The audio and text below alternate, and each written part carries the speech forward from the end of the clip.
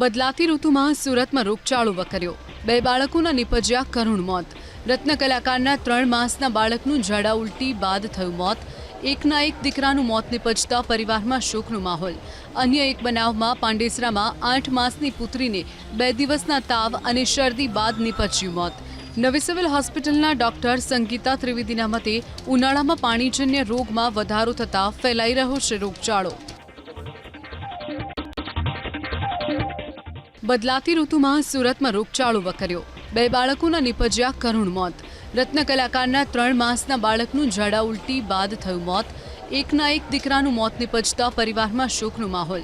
અન્ય એક બનાવમાં પાંડેસરામાં 8 માસની પુત્રીને 2 દિવસના તાવ અને શરદી બાદ નિપજ્યું મોત।